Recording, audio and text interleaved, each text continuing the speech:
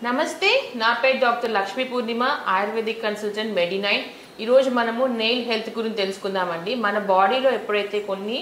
Vitamins గానీ లేకపోతే iron zinc అలాంటివి డెఫిషియన్సీ ఉందనుకోండి మన హెల్త్ అనేది మన నెయిల్స్ అనేది మన ఇండికేట్ చేస్తుందండి ఆల్మోస్ట్ మనం ఆల్రెడీ చూస్తుంటాం చాలా దగ్గర మనము డాక్టర్స్ దగ్గరికి వెళ్ళినప్పుడు మన నెయిల్స్ గానీ ఈ కళ్ళలో స్లీరా గానీ చూస్తుంటారు ఎందుకంటే ఐరన్ డెఫిషియన్సీ ఉన్న వాళ్ళలో మనకేంటంటే మనం టెస్ట్ చేయకుండానే మనం తెలుసుకోగలమంటే మన నెయిల్ బెడ్లోనూ మనకి స్లీరా మనకు తెలుస్తుంది అనమాట ఇలా ఉన్న వాళ్ళల్లో నార్మల్గా మనకి నెయిల్స్లో ఎటువంటి ప్రాబ్లమ్స్ ఉంటే మనము ఏ డెఫిషియన్సీ ఉంటుందో తెలుసుకుందాం ఈరోజు నార్మల్గా కూడా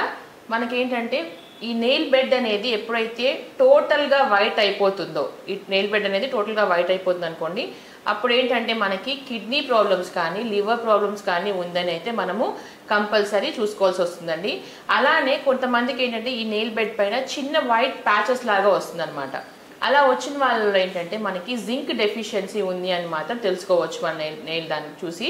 అలా ఉన్నదాన్ని కూడా మనకి జింక్ డెఫిషియన్సీ ఉన్నప్పుడు ఏంటంటే జింక్ రిచ్ ఫుడ్స్ అనేవి మనము కంపల్సరీగా తీసుకోవాల్సిన అవసరం అయితే ఉంటుందన్నమాట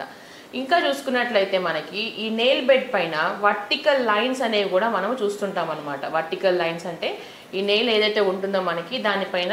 లైన్స్ అనేవి పడుతూ ఉంటాయి అనమాట వర్టికల్గా అలా ఉంది అంటే మనకి ఐరన్ డెఫిషియన్సీ అయితే ఉంది అని మనం తెలుసుకోవాల్సి వస్తుంది ఇంకొంతమందికి ఏమవుతుందంటే ఇది ఏదైతే మనకి నెయిల్ బెడ్ ఉంటుందో అది మొత్తము రౌండ్ షేప్గా క్లబ్డ్గా అనిపిస్తుంది అనమాట మొత్తం ఏంటంటే ఈ నెయిల్స్ అని నార్మల్గా ఇలా ఉంటుంది కదా వాళ్ళకి ఏంటంటే రౌండ్ షేప్లో ఉండడం అనేది స్టార్ట్ అవుతుంటుంది అలాంటి వాళ్ళు ఏంటంటే వాళ్ళకి ఆక్సిజన్ సప్లై అనేది వాళ్ళ బాడీలోనే తక్కువ అని మనం తెలుసుకోవాల్సి వస్తుంది క్లబ్డ్ నెయిల్స్ వాళ్ళలో ఇలాంటి వాళ్ళు ఏంటంటే మనకి లంగ్ రిలేటెడ్ డిసీజెస్ అనేది వచ్చే ఛాన్సెస్ అనేది మనకి చాలా వరకు చూస్తుంటాం అనమాట ఇంకా చూసుకున్నట్లయితే డార్క్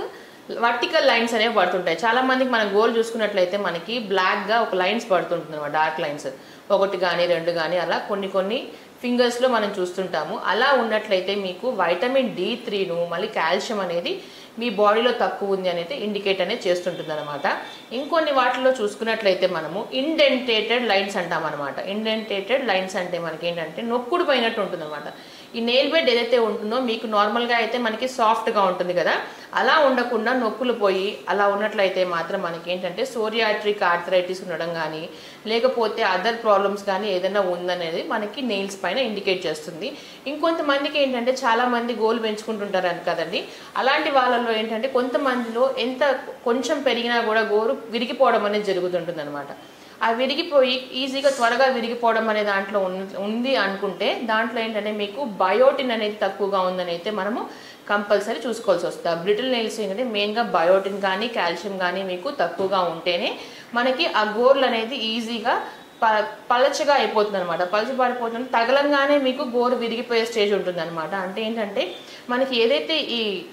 నెయిల్ అనేది ఉంటుంది కదా ఆ ప్రోటీన్ వల్ల ఆ ప్రోటీన్లో మనకి ఆ థిక్నెస్ అనేది ఉండదు అనమాట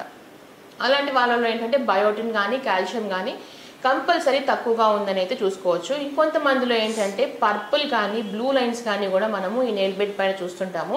అలాంటి వాళ్ళలో ఏంటంటే వాళ్ళకి ఈ ఫింగర్లో ఏదైనా ఆక్సిజన్ సప్లై ప్రాబ్లమ్స్ ఉన్నప్పుడు మాత్రమే మనకి ఆ బ్లూ కానీ పర్పుల్ లైన్స్ అనేది కానీ మనం చూస్తుంటాం అనమాట ఇలా డిఫరెంట్ స్టేజెస్లో మనకి ఏంటంటే ఆ క్లబ్డ్ నెయిల్స్ కానీ కొంతమంది స్పూన్డ్ నెయిల్స్ అని కూడా అంటాం అంటే ఏంటంటే ఇలా సొట్ట పడిపోయినట్లు ఇలా యూ షేప్లో స్పూన్ లాగా ఉంటుందన్నమాట మన నెయిల్ బెడ్ అనేది అలా ఉన్న వాళ్ళలో కూడా ఏంటంటే మనకి ఐరన్ డెఫిషియన్సీ అయితే ఉంది అనేది కంపల్సరీగా చూసుకోవచ్చు అనమాట ఇలా ప్రతి ఒక్కటి ఏదో ఒక డెఫిషియన్సీ ఉండడం వల్ల అసలు మనం ఈ నెయిల్ హెల్త్లోనే మనకి ఎటువంటి డెఫిషియన్సీస్ ఉన్నాయనేది మాత్రం కంపల్సరీగా మనం ఉన్నట్టయితే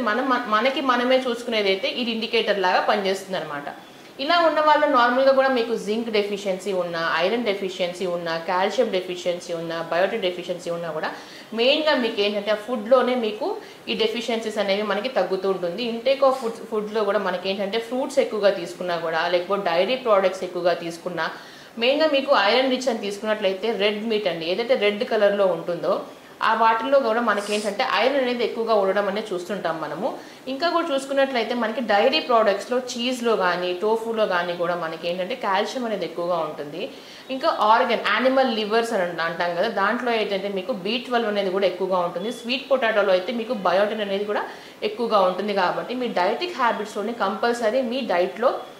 డ్రై ఫ్రూట్స్ అనేది ఇంక్లూడ్ చేసుకోండి అలానే వెజిటేబుల్స్ అనేది లీఫీ వెజిటేబుల్స్ తీసుకున్నా కూడా మీకు ఏంటంటే డార్క్ పిగ్మెంట్ వల్ల కూడా మనకి కాల్షియం అనేది వస్తుంది దాంతోపాటు జింక్ ఫాస్ఫరస్ కూడా మనకి బాడీలో అనేది తగిన మోతాదులో మనకి ఇంటేక్ ఉంటుంది కాబట్టి ఇటువంటి ప్రాబ్లమ్స్ రాకుండా మీకు ఏంటంటే ఆ బ్యాలెన్స్ అనేది చేస్తుంది అనమాట ఈ ఫుడ్ తీసుకోవడం వల్ల. ఇలా కాబట్టి మీ డైట్లో కంపల్సరీ నట్స్ అనేది వాడండి.